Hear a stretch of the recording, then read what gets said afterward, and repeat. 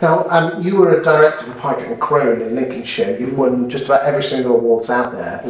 If you had a new valuer coming into one of your offices, how would you teach them how to know their market?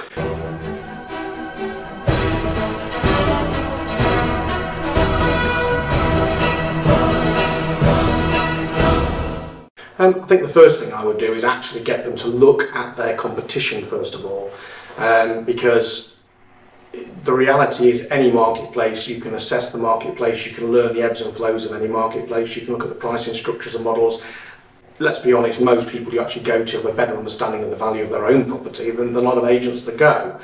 The whole point of you going there is not only to represent your company, but also to be in a position to win that instruction. There is no point going to evaluation if you're not in a position to win it. So what does that exactly look like? Would you actually mystery shop the agents? Absolutely. I would want to know who the staff in the office are. I'd want to know who I was going up against. I'd want to know what their patter is. I'd want to know what they're saying, more importantly, about me and how they reflect on the competition. Once you've got that knowledge, you can actually use that within your own presentation. I'd equally want to know when they're going. Are they going before me? Are they going after me? Because that would then enable me to structure my presentation, dropping little grenades and mines all over the place, precursing what they're going to say. Once they come in and deliver their pitch, at the end of the day, all they're doing is walking to the little traps you've already set up. It doesn't make their pitch look so good. But it's interesting. You and I, we never actually met, but we were in competition in Lincoln for a period of 3 or 4 months. When you were starting out at Pygott & Crone. And I can remember I used to work, Pygott & Crone were #1 and I used to work for Halifax.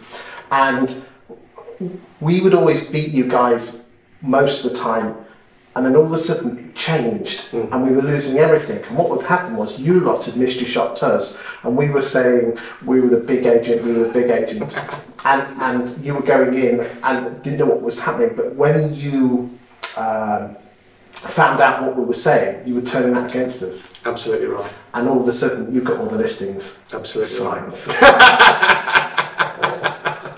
Absolutely. So the first thing is mystery shop your competition, both at evaluation and in the shop. Also, probably get yourself on the mailing list and see what happens. Absolutely. You need to know all their service standards if you're doing it seriously. So register as an applicant, or register a partner, a friend or girlfriend as an applicant. Let's look at the mail outs that go out, because you can use that in your presentation. How do yours compare to theirs? What do you think if you're already a valuer in the town? How do you mystery shop someone who already knows you?